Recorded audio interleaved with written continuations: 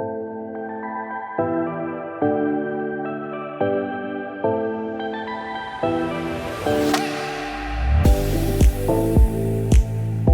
back to a brand new coffee tech break with Jan. Good to see you back on my channel again. I think I got another great video for you lined up, because today I want to take you through the Studio G62, which has just arrived. A brand new Android codec, and it is, I think, really small. And in this video today I just want to take you through the hardware. How's the packages formed, what power supply is coming along, or it's not coming along, what cables, just to give you a sort of overview of all the hardware. In another video I will dive into the web interface, but it's similar as you've known from the G7500 Studio X. This is just a very small form factor. As you can see, it is very small. Now, make sure if you're gonna build this into a rack that there is enough flow here on both sides. So that is, I think, important, so the air can really flow through this device for the cooling. Now, as you can see, it's really simple. We only have the I/O ports here. There's nothing here on the side besides the airflow. On this side the same. You have the airflow on the top. You got the Polo logo, and here you see a sort of light. So I will put a reference in the description, and as usual I will put a reference in the description with all the light options you have. So when it is upgrading, when it is booting up, all the different light states. Now, get you through the hardware, because this, I think, is always an exciting moment. So we have two analog ports in and out. So these analog ports are line level, so you need to bring this to an amplifier to make sure you get the audio boosted and amplified. We got two USB ports, 3.0. This is for your cameras, so if you want to attach cameras to it, then that is a possibility. We got here an HDMI ingest, the yellow one. Now I have to say, in production unit you will see that both of these are yellow, so these are the input ports. So this is the HDMI input port, and the other one is a Type C input port. Now this is a special one, because besides supporting input, so you could use a touchscreen, for example, here, you could also use all DP, so all display ports. So this means for device mode that you're not able to use camera, speaker and mic, but in additionally you can also share your screen through the USB-C port. It's, I think, a very nice one. Now the next one is a reset button, the pin reset, which we also know from the G7500 and Studio X. When booting up and you hold down this pin, you're able to reset the device.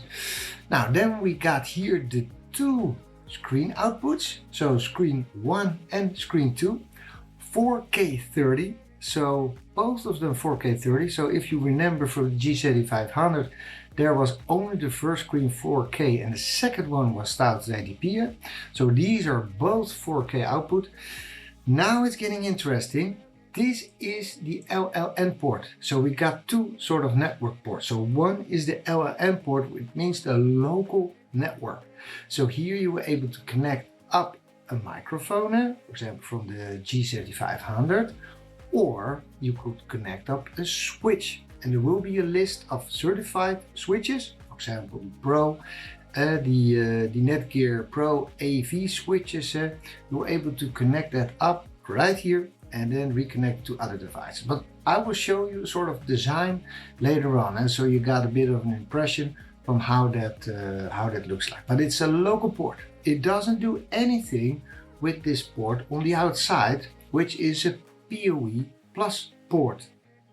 Now, PoE plus port means you need to connect a power supply or connect to a switch which support PoE plus to power the device. So there's no separate like power supply or power input or nothing here. You need to power the device through PoE plus, through a switch or through the injector. And the final one here is the Kensington lock. And if you want to secure this device, then you're able to do that. So pretty easy, and it's really small device. So let's grab the G7500 to show you and compare them. So here you go. So here you got them next to each other. Here you go. So it is quite a difference. This is the front, as you can see, and it's really a bit smaller, and this is the difference in the back, as you can see. Really nice. So G7500, I guess this guy will only be interesting in this case if you still got something which uses HDCI, so your Ego Director 2, or if you got Ego i4 with HDCI connector. And the other one is your serial number. Here, your serial. This is for the control. So if you're doing any of the control, you're using the serial port, then G7500 is still your guy. In any other scenario, I would recommend now the G62, ready for the future. And I will show you a design a bit later on, and where you can find documentation, reference guides, etc. First, I will take you to the packages, but there's a lot of things you can do moving forward with this device. And this is why it only has one LLM port, because you're going to be able to hook up multiple microphones, multiple IP cameras, etc. So it's going to be a really exciting time ahead for the G62. Now, the packages. I think this is always an important one. So what comes along when you look at the package? So the base G62 kit comes along with a network cable and HDMI cable. So this is the kit you will have. I think this is an important one, so at least you know what comes along. The network cable will be approximately 3 meters and the HDMI cable approximately 2 meters. It will be connected behind the screen, behind the monitor, so you're able to use it. So this is the base kit. Now, there is another kit, and then you will have the G62 codec, but you will also have a rack mount. So this is the second kit. So that means this will also include that network cable and HDMI cable, but with the rack mount, you will have the possibility to hook up this guy to the mounting plate. Really nice one. So if you already have something like iron on the back of your screen, then you can hook it up, because there are magnets underneath. Let me show you that. So as you can see, there are your magnets, so it will automatically attach to this mounting plate and it will fit. So there's nothing you need to do, it will automatically fit. Why is this so interesting?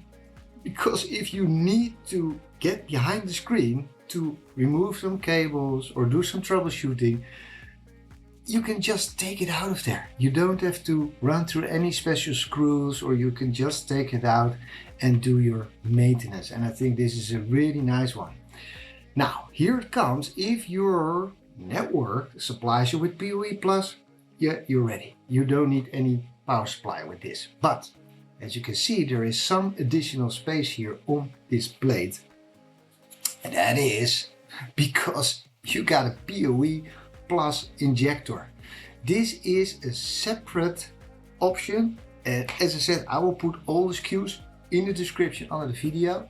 So this is a separate SKU which you're able to put the same thing on the plate, but you need to order it separately. Here you go. So it will all attach using magnets. Really nice. I think they really thought about this very carefully. And this power supply also got here some connectors on the back and underneath it. So if you need to attach it to something else, that is also a possibility. As I said, it is PoE plus. So the power supply is approximately 30 watts, but can be up to 60 watt. So the device is able to grab anything needed there between 30 and 60 60 watt. But I really like this rack mount scenario. Whoop, and you got it all attached, and it really fits. As you can see, there's nothing dropping off, so it really holds it very, very tight. When you buy this mounting plate, additionally, you will get a USB-C to USB-C cable. This comes along with the mounting plate, and that is for the display port. If you need to use the all display port or the device mode, you're able to use it. Now, I know you're saying, why is just almost 2 meters? Because these are very special cables. You cannot just use a USB-C cable and make it happen. Alt display port is really a scenario which will need a full range and probably some technology inside the connectors to make that happen. So we got now this, like, I think it's 1.8 meter cable. Now they're looking into longer cables, like up to 5 meters. So I would say just keep an eye on my channel, because I keep you guys always updated with those latest and greatest things. But for now, with the kit, we got this cable coming along, so you can always test and and just validate if it's working with your laptops. Of course, in another video, I'm gonna jump into those modes and I'm gonna hook it up, so you got all that out of box experience. But today, I just wanted to show you and give you that hands-on experience with the G62. Now, a special one, and that is more, if you're looking zoom side, is it only has 2 outputs, screen 1 and screen 2, right here. With zoom, there is an option to add a third screen through an adapter, an USB adapter. And this will create even a third screen. You see? This is an output to a third screen. So now you can use not only screen 1, screen 2, but you can actually also use now a screen 3. But as I said, that is only supported with zoom. That application is able to handle the 3 screens. And I'm using the one from Plugable now, which you can grab from Amazon, etc. I will also put a link to this adapter under in the description, so you got that all together. Alright, let me jump now in my computer and show you where you can find the G62 documentation, reference guide, release notes, etc. Alright, here we have the corporate website. So as you can see, the G62 is now officially available on the website. So you can find a lot of information. You can find some really GA pictures here, so with the logo and the Studio G62 on the front side. On the back side, you see all the ports defined very nicely, and as you can see, the USB-C port and the HDMI ingest are both yellow in the final one, certified for Microsoft Teams, and other video providers will follow soon. We got the lens integration, so you can manage the devices remotely, software updates, configuration settings. Now, if we look a bit further, you see the comparison between the G62 and the G7500. So as you can see, the G62 is ready for your modular rooms, so multiple IP cameras, multiple mics, etc. So that has a tick in the box. What you also see is that, for example, the zoom environment, you got 2 or 3 monitors available, while the G7500 was maximum of 2. And another thing is, for example, the dual 4K. So dual 4K is only available on the G62 and not on the G7500. Yeah, and the other things which I'm mentioning earlier, the HDCI port, so that is specific for the Ego Director 2. That will require the G7500, or if you need to do control of a serial, that is also available on the G7500. But as I said, in any other situation or scenario, I would recommend to go for the G62, so you're ready for the future and for those modular room environments. Now, looking at the adapter, here you go. This is the adapter. We're going from USB to an extra HDMI output, so this is only available when using the G62 in the zoom mode, not in any other environment. So I will put a link to this device in the description. Now further the documentation, what is good to know, the G62 will come with version 4.15. So just be aware and make sure that you upgrade to the latest version. That is of today the 4.2.2 or higher. So just be aware of that. It comes with an earlier release, but as I said, the official support, and let me show you that, the official support is in the 4.2.2 release. So this is available now. So if you receive the device, you go into the web portal area, you go into PolyLens, and you are able to select now the 4.2.2 release, and will make sure your device is supported and compatible with all the features and functions that the G62 has. Now, where can you find the software if you need to download it? So you can go today now to PolyLens, you go to Manage, then you go to Software Versions, and in this download section you should be able to find now the G62. So just search for it, the G62, and it should be able to bring you to the download. So you can download it, put it on a USB stick, unpack it, get the folder structure there at the root, and you can bring your USB stick, put it into the G62, and it will automatically upgrade to that latest release.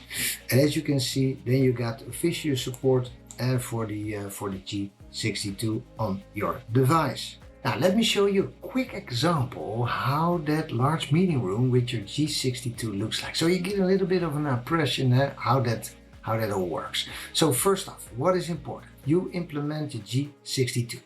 Now be aware, if you're gonna do a demonstration or something and you need only one mic, that there's no power supplied on the LLN port. Be aware. So it doesn't supply power to your mic.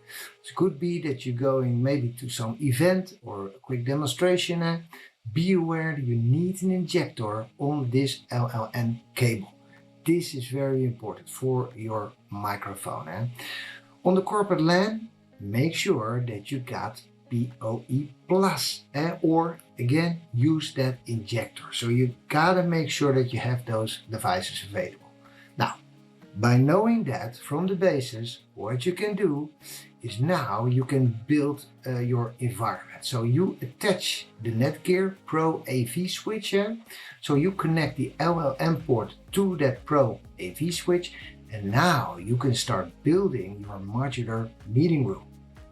For example, we'll start connecting the E70 on the LLM port of the Netgear switch. We start connecting the mic 1 and mic 3 here on the Netgear switch, or maybe you got ceiling mics. It's also a possibility.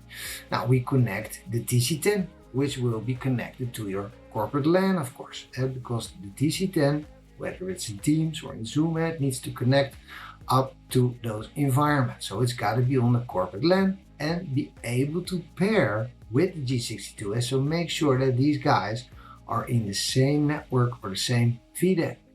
And lastly, we got the E360, which is also part of the local LAN network. And so you also hook that up in that network switch. Now as a final, because we got now multiple microphones, we got multiple cameras in the room, you still need your speaker. So you could use the 3.5mm output of the G62 and connect that to the soundbar, the front of the room, or connect it to an amplifier and use it with speakers in the seating, and you can just build out your modular reading room any way you want to. And you will be able to do all the features and functions which you know from Studio X family, like noise block AI or polyperimeter AI, by blocking certain areas for your camera view and tracking. You got all those AI features available, and it all can be managed by PolyLens. So I think a really powerful one with the G62 to start building your modular room.